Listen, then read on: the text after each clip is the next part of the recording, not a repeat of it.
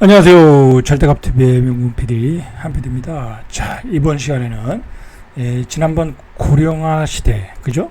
우리 고령화 시대 그 이야기에 이어서 노인 학대 문제를 한번 이야기해 볼게요. 자, 제 유튜브는 재테크 유튜브죠, 그죠? 그러나 이제 우리가 모든 것을 조금 융합해서 볼 필요가 있어요. 그래서 제가 요즘 기후변화 이야기도 하고, 우리 앞에 닥친 문제잖아요. 그죠? 우리 앞에 닥친 문제예요. 기후변화는 엄연히 닥친 문제예요. 기후변화 때문에 아이들이 결혼을 해도 아이를 안 난다고 그러잖아요. 그게 이유가 되고 있어요. 아이를 낳으면 뭐예요? 기후변화 때문에 도저히 살 수 없는 세상이 돼버렸는데, 그게 또 일견 또 말이 되잖아요. 그죠? 그래서 기후변화 이야기도 하고 있고, 그 다음에 노인 인구의 폭증, 그죠? 당장 우리가 무슨 문제예요, 그죠? 2030년도 가면 노인 인구의 폭증, 그로 인해서 노인 의료비와 복지 비용의 폭증. 그런데 우리는 저성장이야. 그거 다 누가 부담해야 돼요? 국민의 세금으로 부담을 해야 되겠죠, 그죠? 그 세금을 누가 내겠어요? 경제 활동을 하는 사람들이 내는 거예요. 은퇴한 노인들이 내는 거 아니잖아요, 그죠?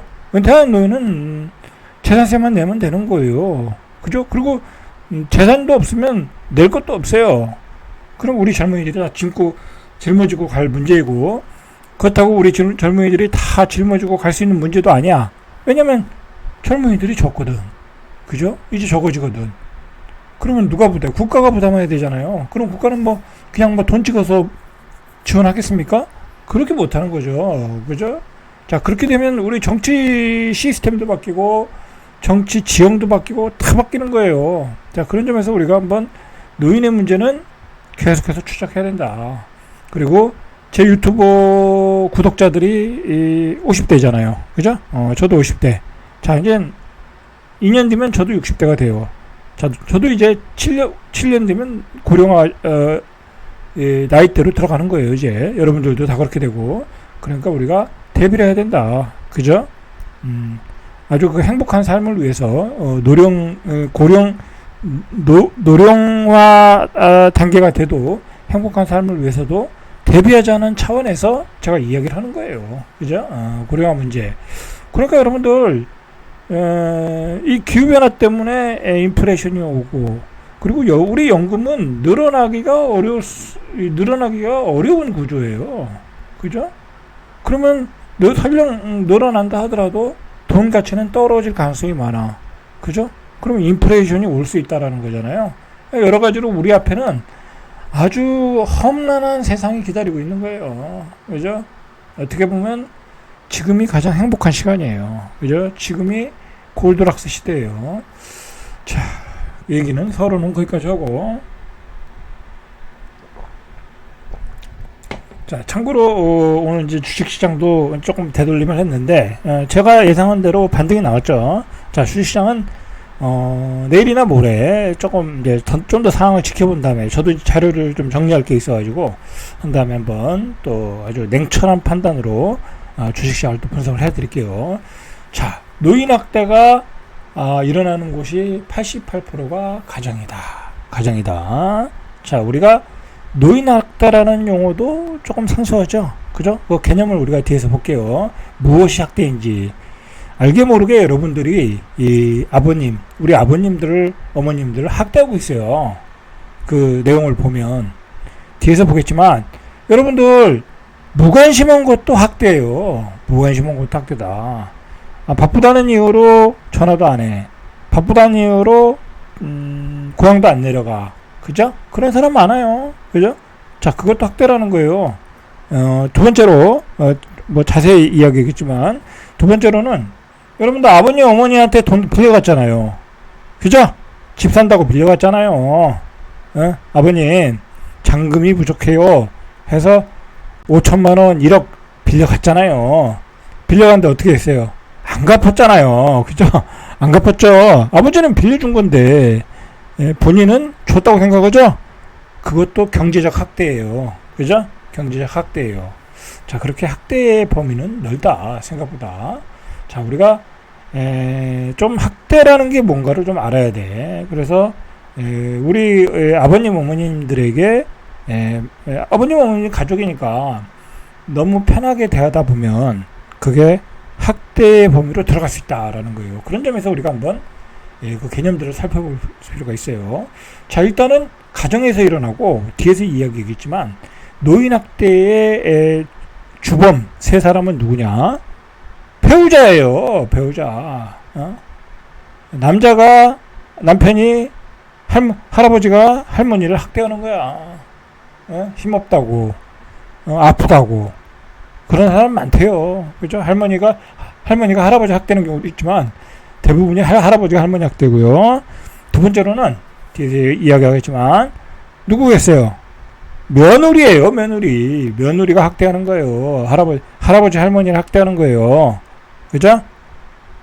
여러분들 요즘은 아무리 효자라고 해도요, 어머니가 한 85세, 80세, 심지어 90세, 저기 시골에 살아도, 나는 도시에 살아도, 그러면, 아니, 어머니 혼자 85세인데 그냥 근근히 밥 해먹고 살면, 우리 아파트, 옆에 아파트, 조그만 아파트에 전세 사시든지, 그죠?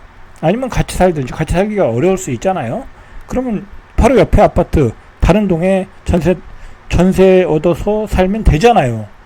자, 시골에 있으면 어떻게 되겠어요? 요번에 장마 폭우 때처럼 비가 와가지고 산사태가 일어나가지고 돌아가시는 경우가 있잖아요. 그죠? 그렇게 될 수 있잖아요. 그리고 어머니, 아버지가 갑자기 쓰러질 수 있잖아요.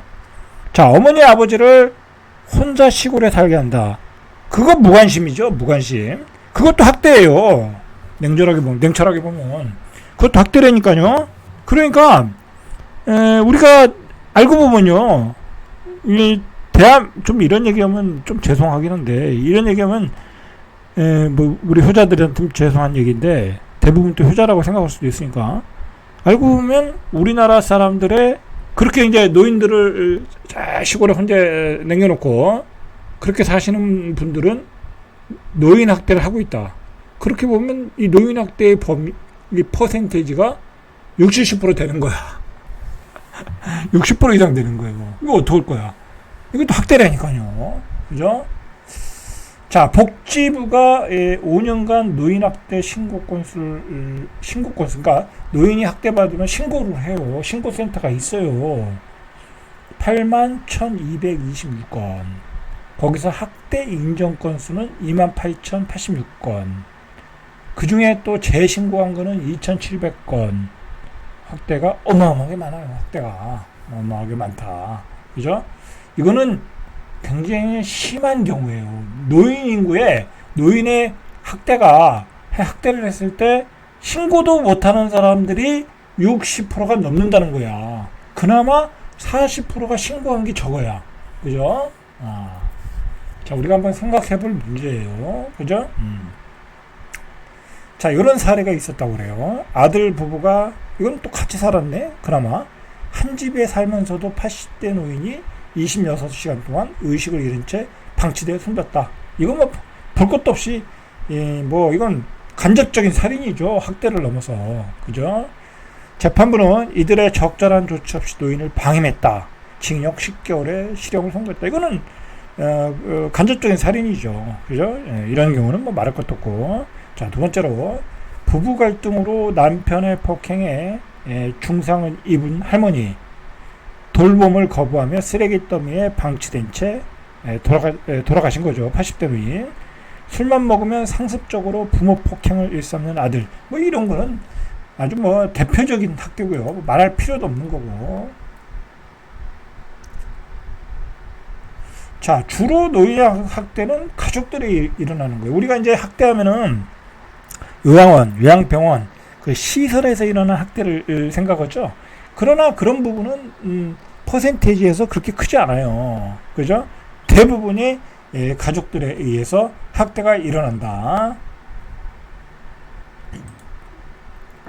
자, 보건복지부에 따르면 2021년 노인학대 조사에서 가정에서 발생한 건수가 88%예요. 그죠? 그리고 생활시설, 이런 요양시설이겠죠? 자, 그런 곳에서 발생한 것은 7.9%. 자, 우리가 학대하고 있는 거, 우리가 학대하고 있는 거야. 자, 그 중에서 피해 노인 6,774명 중 남성이 1,631명, 24%, 여성이 5,143명. 이건 남성이 여성을 학대하니까 여성이 많은 거죠. 그죠? 노인이 돼가지고 자기 부인을 학대한다.